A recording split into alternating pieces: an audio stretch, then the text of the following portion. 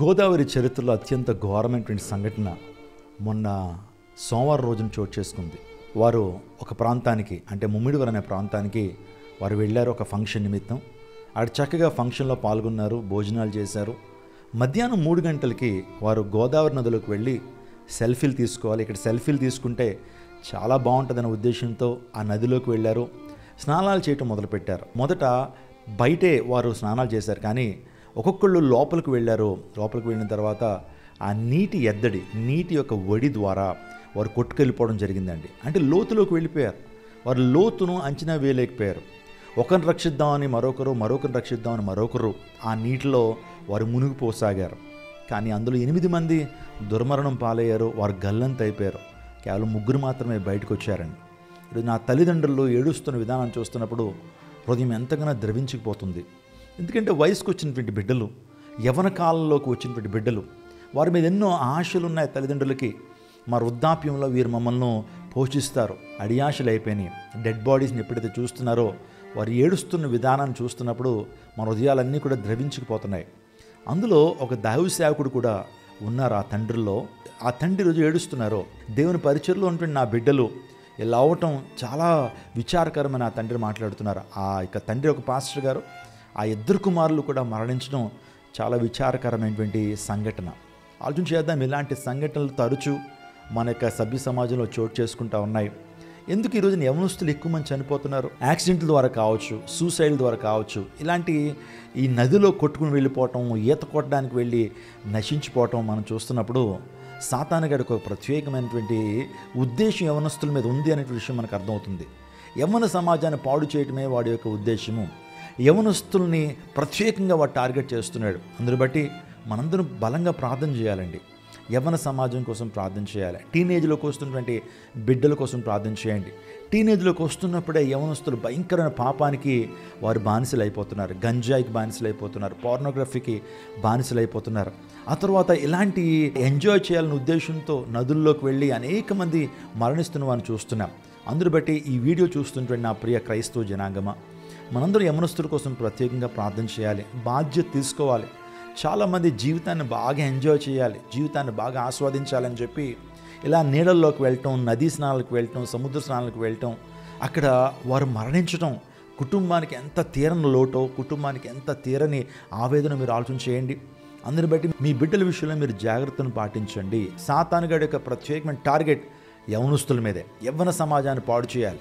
యవనస్తుల్ని పాడు చేస్తే చాలు, యవనస్తుల్ని నిత్య నరకానికి గుండానికి తీసుకువెళ్ళాలని వాడు ప్రయత్నం చేస్తున్నప్పుడు మనం యవనస్తుల్ని భద్రపరచాలండి, వారిని కాపాడాలి. రక్షించబడినటువంటి ప్రియ తల్లిదండ్రులారా, మీ బిడ్డలు యవ్వన కాలంలోకి వస్తున్నప్పుడు వారి కోసం ప్రార్థన చేయటం మాత్రమే కాదు, వారి రక్షణ కొరకు ప్రార్థన చేయాలి, వారిని భద్రం చేయాలి. యేసుక్రీస్తు ప్రభు మనందరినీ మీరు లోకానికి ఉప్పై ఉన్నారు అన్నారు. అంటే ఉప్పులో ఉన్నటువంటి శ్రేష్టమైనటువంటి గుణం ఏంటంటే పదార్థాన్ని భద్రపరుస్తుంది, పాడవకుండా చేస్తుంది. అంటే మనం ఏం చేయాలి తెలుసండి? యవ్వన సమాజం పాడైపోతున్నప్పుడు, యవ్వన సమాజం ఇలా మరణిస్తున్నప్పుడు, దుర్మరణాలు పాలవుతున్నప్పుడు మనం ఉప్పు వలె వారిని భద్రపరిచేటువంటి వ్యక్తులుగా ఉండాలి. ప్రార్థన చేయాలండి, వారిని దైవిక సహవాసంలో పెంచాలి. యవ్వన కాలంలోకి వస్తున్నప్పుడు వారి మీద ఒక నిఘా, ఒక విజిలెన్స్ ఉండాలి. వారు ఎక్కడికి వెళ్తున్నారు, ఏ స్నేహితులతో మాట్లాడుతున్నారు, వారు ప్రార్థన చేసుకుంటున్నారా లేదా, వారు వాక్యాన్ని చదువుకుంటున్నారా లేదా, ప్రతి ఆదివారం మందిరానికి వచ్చి దేవుని వాక్యాన్ని వింటున్నారా లేదా, వారు యవ్వన కాలంలోనే మారు మనసు పొందాలి, యవ్వన కాలంలో రక్షించబడాలని ప్రతి తల్లిదండ్రులు కోరుకోవాలి. అటు రీతిగా వారు పెరుగుతున్నారో లేదో వారి మీద ఒక నిఘా, ఒక విజిలెన్స్ మనం కలిగి ఉండాలండి. చాలా బాధ అనిపించింది. 8 మంది యవనస్తులు ఒకేసారి చనిపోవటం ఎంత విషాదం అండి. ఆ తల్లిదండ్రులు ఏడుస్తూ ఉన్నప్పుడు నాకు కూడా కన్నీరు వస్తూ ఉంది. ఆ దైవజనుడు కుప్పకూలిపోయాడండి. 2 కొడుకులు, అందొచ్చినటువంటి కొడుకులు, రేపొద్దున వారిద్దరూ దేవుని సువార్త పరిచర్లో అద్భుతంగా వాడబడాల్సినటువంటి వారు ఈ విధంగా దుర్మరణం పాలవటం ఏ తండ్రికైనా బాధ అనిపించదా? అందుని బట్టి అందరూ రెస్పాన్సిబిలిటీ తీసుకుందామండి. మీ బిడ్డల్ని దయచేసి లోకంలోకి వదిలేయొద్దు, గాలిలోకి వదిలేయొద్దు. వారి విషయంలో బాధ్యత తీసుకుందామండి. ఒక చక్కటి సహవాసం వారిని పెంచండి, దైవికంగా పెంచండి. కుటుంబ ప్రార్థనలో వారికి టీచ్ చేయండి. తద్వారా ఇలాంటి భయంకరమైన యాక్సిడెంట్లు జరగకుండా మన కుటుంబాలు కాపాడబడతాయి. కాబట్టి ఆ కుటుంబాలకి నా ప్రగాఢమైన సానుభూతిని తెలియజేస్తున్నాను. ఎంత బాధ ఉంటుందో నాకు తెలుసు. ఈ యొక్క విషయాన్ని విన్న తర్వాత ఒక వీడియో చేయాలి, ప్రతిస్పందించాలనేటువంటి ఆశ నాలో పెట్టాడు. ప్రియ యవనస్తులారా, మీ జీవితాన్ని చాలా జాగ్రత్తగా మీరు ముందుకు నడిపించాలి. ఈ లోకం ఒక జారుడు బండ, చాలా ఆచిచూచి అడుగులేయాలండి. అలాంటి ప్రాంతాలకి వెళ్ళొద్దని అనట్లేదు, కానీ జాగ్రత్తను పాటించాలి. సో వెళ్తున్నప్పుడు ముందు అడగాలి, ఈ యొక్క ప్రాంతం ఎలాంటిది, లోతు ఎంత ఉంటుంది, ఈ యొక్క ప్రాంతం సేఫేనా అని చుట్టుపక్కల అడిగి ఎంతో జ్ఞానంతో ముందుకు వెళ్ళాల్సిన పరిస్థితి. దేవుని లేఖనం చెప్తుంది, పాముల వలె వివేకంగా ఉండండి, పావురం వలె నిష్కపటంగా ఉండండి. జ్ఞానం కావాలి ఈ రోజున.